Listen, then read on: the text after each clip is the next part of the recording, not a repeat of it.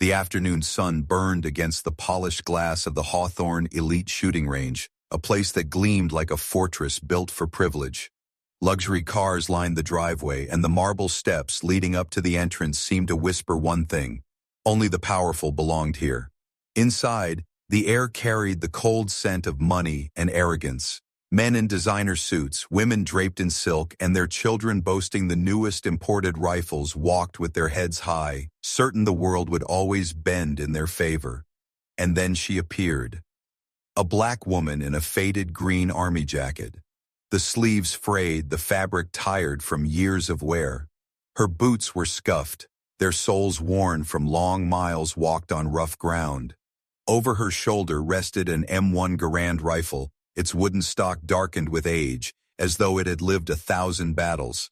Her hair was neatly tied back, her step steady, her gaze calm. She carried no designer bag, no flashy jewelry, only herself and silence. Heads turned immediately. Whispers cut the air like knives. Who was she? What was she doing here? She did not belong, at least not in their world. At the counter stood Mitchell Grant, the pale-skinned receptionist in a tailored gray suit. He spotted her instantly, his lips curling with quiet disdain. "The VIP lane doesn't take strays," he said sharply, his voice pitched just loud enough for the nearby crowd to hear. The words sparked laughter. 3 boys dressed in gleaming tracksuits turned. They were sons of billionaires, their sneakers worth more than a month's rent for most families. One of them, Trevor Langston, the smug heir to a real estate empire, grinned cruelly. "Look at those boots," he mocked. "Did housekeeping lose their way? Maybe she's here to mop the floors." The others roared with laughter, one already holding up his phone to record. But the woman did not flinch. Her eyes, amber brown and steady, remained fixed on the lane ahead. Without a word, she reached into her jacket pocket and pulled out a scratched plastic badge. The edges were worn, the silver faded, but the name still stood clear. Colonel Charles Lane, U.S. Army, authorized guest pass. She placed it on the scanner. A soft beep filled the air and the light turned green. Silence spread instantly. Mitchell's smirk faltered. The boys lowered their laughter into uneasy whispers. No one had expected the scanner to approve. No one imagined she carried a pass that only the highest military connections could provide. "This must be a mistake," Mitchell muttered, his face tightening, but the doors were already unlocked. The woman, Amara Lane, picked up her rifle again. She did not look at Mitchell or Trevor or the crowd of strangers waiting for her to trip and fall. Her stride was calm, measured. Behind her, the laughter that once rang out turned into murmurs, phones raised higher to capture what they assumed would be her humiliation. Yet Amara Lane had not come here to beg for a place. She had not come to prove she belonged. She had come for something far heavier, far sharper than their jokes. She came carrying her father's rifle, her father's legacy, and the quiet fire of someone who had spent her life being told she was not enough. As she stepped through the VIP gate, the atmosphere shifted.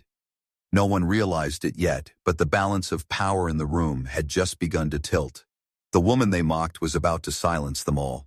The Hawthorne Elite Range was no ordinary hall.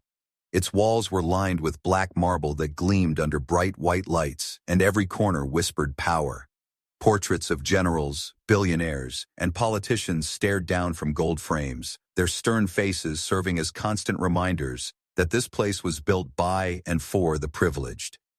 Every key corridor carried the sound of wealth, designer shoes tapping the floor, expensive rifles being displayed like trophies, laughter too sharp to ignore. Amara Lane walked among them, her faded jacket and old rifle making her look like a shadow in a room of glittering glass. People turned their heads as she passed, some whispering, others smirking openly. Her silence only made them more restless. In their eyes, she was an intruder in a temple reserved for heirs and elites. At the far end of the hall stretched rows of firing lanes, each one sectioned with bulletproof glass. Most were filled with young heirs, boys and girls raised on money, showing off rifles that cost more than cars. But one lane stood apart, Lane 01, the VIP lane, reserved for the most powerful. A sign marked it boldly, and a velvet rope blocked the way. As Amara stepped toward it, a tall security guard moved forward. His voice was stern. This lane is not for you. It's reserved. Before he could finish, a deeper voice rose behind him.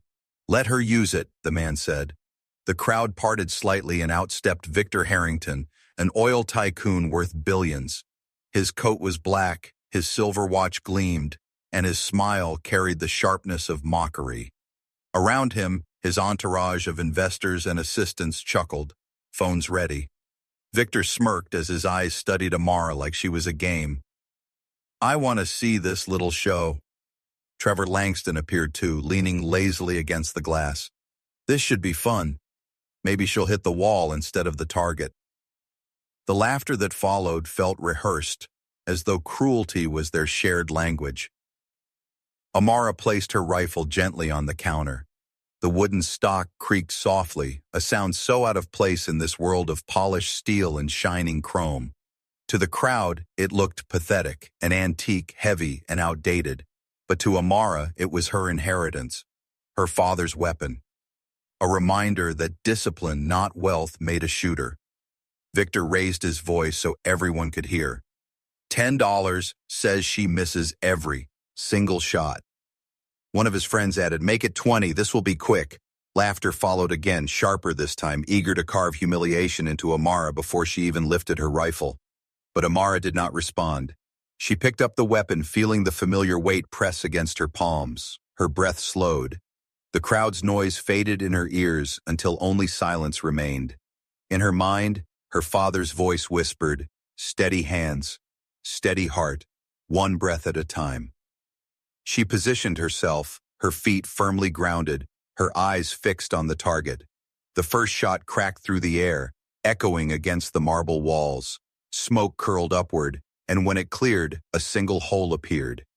Dead center of the target. The room froze. Phones stopped recording for a moment. Laughter caught in throats. The security guards stared, stunned. Amara reloaded. Second shot. Third shot. Fourth. Each bullet carved into the same place, widening the center but never straying.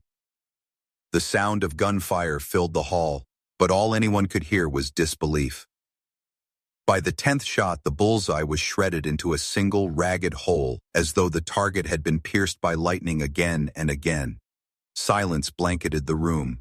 No laughter remained, no sneers, no mocking smiles. Every eye was fixed on the woman they had called a stray, a janitor, an intruder.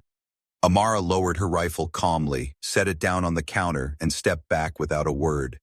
The billionaires who had mocked her were left in silence. Their wealth, their privilege, their arrogance, all of it had been drowned out by 10 perfect shots. The smoke from her rifle still lingered in the air, curling upward like a ghost of her father's voice. Amara stood still, her face calm, her shoulders steady, as if nothing extraordinary had just happened. But the room knew better. 10 shots, 10 bullseyes, all in the exact center. It's not luck. It was skill sharpened by discipline, born out of years of practice that no amount of money could buy. For a long moment, no one spoke. The same crowd that had mocked her jacket, her boots, her rifle now stared with wide eyes and parted lips.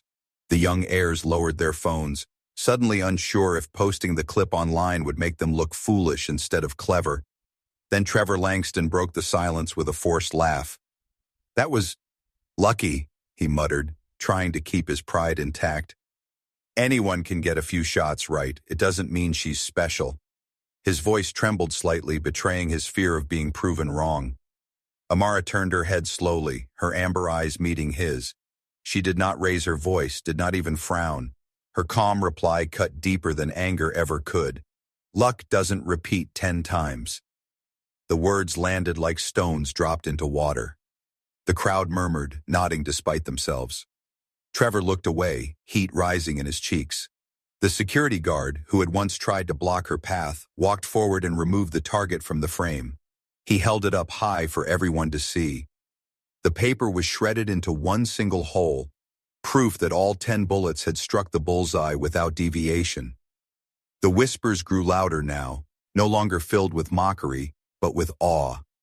Victor Harrington, who had stood with arms folded in smug confidence, now narrowed his eyes.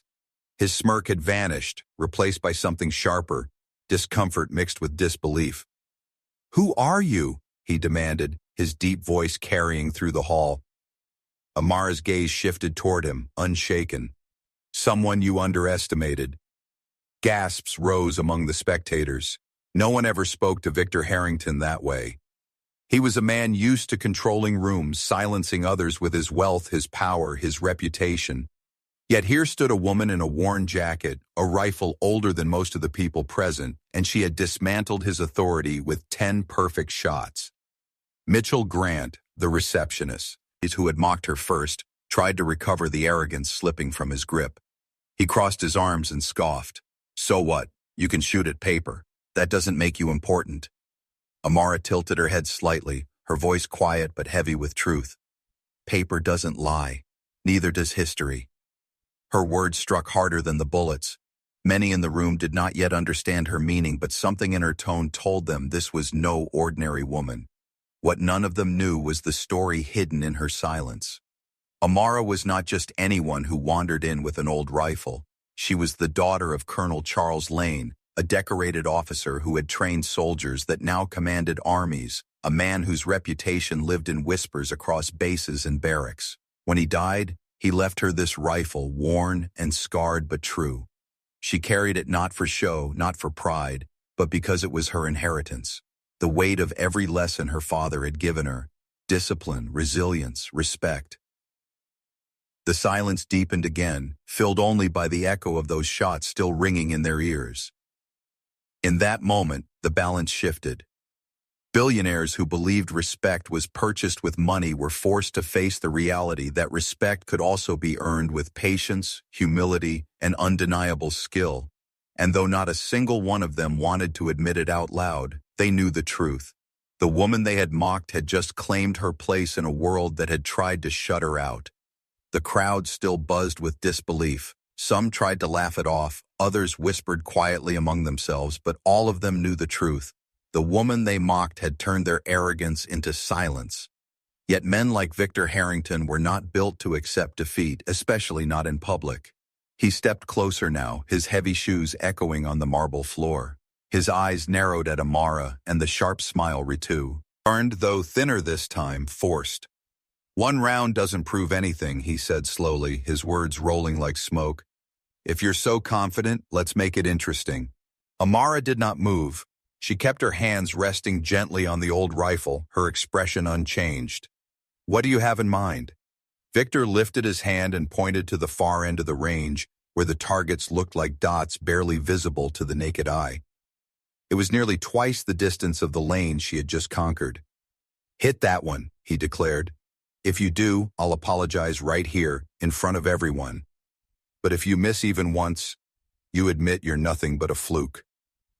Gasps rippled through the hall. A billionaire apologizing to anyone was rare, but apologizing to her, a black woman in a faded jacket, was unthinkable. And yet Victor's pride had pushed him into a corner where his only escape was to make the challenge nearly impossible. Trevor grinned, his confidence returning now that the term seemed absurd. "Yes, take the bet," he said loudly, his voice echoing. "Let's see if the stray can hit something she can barely see." The laughter that followed was more desperate than before, as if they needed to rebuild the arrogance that had crumbled minutes earlier. Amara studied the distant target for a moment. Her eyes narrowed slightly, her breath steady. Then she looked back at Victor. "If I win, your apology will be loud enough for every person here to hear it." Her calm tone only made his smirk falter. "Deal," he said quickly, not realizing that his eagerness revealed his fear. The room fell into silence again. All eyes followed Amara as she lifted the rifle once more. She adjusted her stance, feet grounded, shoulders squared. The weapon looked old compared to the sleek chrome rifles around her, but in her hands it seemed alive, as though it remembered every shot her father had ever fired. The world shrank to a single breath. Her finger curled on the trigger. The shot rang out, louder than before, slicing through the hush. Smoke curled upward, the smell of gunpowder sharp in the air. For a split second, the crowd held its breath. Then the target rocked slightly at the far end. When the staff retrieved it, The bullseye was torn, a clean hole dead center. The hall erupted in gasps. Some covered their mouths, others shook their heads in disbelief. It was undeniable. She had done the impossible. Victor's face stiffened, the blood draining from his cheeks. His promise to apologize weighed heavy in the silence that followed. But pride chained his tongue. He forced a laugh, though it cracked in the middle. "Must have been luck again," he muttered. The crowd groaned in disapproval. Some even shook their heads at his cowardice. Respect could not be bought with excuses, and now everyone could see it. Amara lowered her rifle slowly, her eyes meeting his with quiet fire. "Respect isn't given," she said softly, her voice carrying through the hall. "It's earned. Today, I earned yours, whether you admit it or not." The words cut deeper than the bullet had. For the first time, some of the billionaires in the room nodded slowly, acknowledging her skill, even if they would never say it aloud. Phones captured every second, clips already racing across the internet. Victor turned away, his pride in tatters. Trevor and his friends shrank back, suddenly less eager to mock. And Amara stood tall, her silence louder than their wealth, her calm dignity brighter than their arrogance. In that moment, the lesson was no longer hidden. They had underestimated her because of her skin, her clothes, her silence. But all of it had crumbled under the weight of truth. She did not need their acceptance. She had already taken it. By the next morning, the echoes of those 10 perfect shots had traveled far beyond the walls of the Hawthorne elite range. The clips recorded by trembling hands had flooded social media overnight. Millions of views stacked up within hours. Captions screamed across screens. "A simple woman silences billionaires in 10 shots. Instant karma at the range." Amara Lane, the name no one will forget. People replayed the moment over and over. The laughter, the mockery, the smirks, and then the silence, pierced only by the thunder of her rifle. Hashtags rose, debates raged, and the internet crowned her the symbol of quiet strength. But Amara herself did not chase the spotlight. While her name trended across headlines, she walked the same quiet streets, still wearing her faded jacket, still carrying herself with the same calm dignity. She did not grant interviews, did not post statements, did not bask in the fame that others would have seized. She knew why she had gone there. She had stepped into the VIP lane not to humiliate billionaires, but to honor her father's memory. The rifle she carried was not a stage prop. It was a legacy, a reminder of the lessons he had carved into her soul: patience, precision, humility. Inside the towers of the powerful, however, the reaction was different. Victor Harrington and Trevor Langston, once untouchable symbols of wealth, now found themselves mocked in their own circles. Whispers followed them wherever they went. The billionaire who couldn't stand by his word. The heir who laughed and then lost. Their arrogance had been recorded, their cowardice broadcast to the world. No wealth could erase the image of them being silenced by a woman they thought beneath them. And still, Amara walked quietly. Days later, when she returned to the Hawthorne range, the air shifted the moment she stepped through the doors. The laughter was gone. The mocking stares replaced by uneasy respect. The receptionist, Mitchell, who once called her a stray, now straightened nervously when she approached the counter. "Welcome back, ma'am," he stammered, his arrogance melted away. Amara nodded politely but said nothing. She did not need to remind them of their cruelty. They remembered on their own. Onlookers whispered as she passed, but this time their words carried no ridicule. Some even stepped aside, clearing her path as though the same marble floor that once rejected her now belonged to her stride. She set her rifle on the counter again, her hands steady, her breath calm. When she fired, the shots rang out just as before, 10 in a row, each tearing through the bullseye. But this time, no one gasped. No one doubted. The silence that followed was filled with reverence, not disbelief. To the billionaires, it was a lesson they would never forget. To the strangers watching online, it was proof that arrogance can be shattered in an instant. To Amara, it was simply another breath, another memory of her father living through her steady hands. The world had turned her into a symbol, but she had always been what she was, a daughter carrying her legacy with dignity. Weeks passed, Yet the memory of that day at the Hawthorne Elite Range refused to fade. It was replayed in countless homes, in classrooms, in offices where ordinary people found strength in watching a woman once mocked for her jacket and her skin stand tall against billionaires. For many, she became a reminder that silence does not mean weakness, that dignity can be sharper than arrogance, and that respect is earned, not bought. Amara, however, lived unchanged. She still wore her father's jacket, still walked with quiet steps, still carried the rifle that others once dismissed as useless. She was not interested in headlines or fame. Her life was not shaped by the whispers of strangers, but by the voice of one man, her father, whose lessons guided every breath she took. Yet for the powerful who once sneered at her, life had changed. Victor Harrington could not step into a boardroom without hearing murmurs of the apology he refused to give. Trevor Langston could not post a picture without comments reminding him of the day his laughter turned to silence. Their we all shielded them from many things, but it could not shield them from truth. Arrogance, once their greatest weapon, had become their prison. When Amara returned again to the range, no one dared block her path. The same marble floor that once felt hostile now seemed to soften under her steps. The receptionist Mitchell greeted her with forced politeness, his earlier prejudice buried under a nervous smile. People moved aside without being asked, their silence carrying a new weight, not of mockery but of respect. She did not come to humiliate them. She came for the same reason she always did, to honor her father. She placed the rifle down, adjusted her stance, and breathed slowly. One by one, 10 more shots rang out, each striking the center with absolute precision.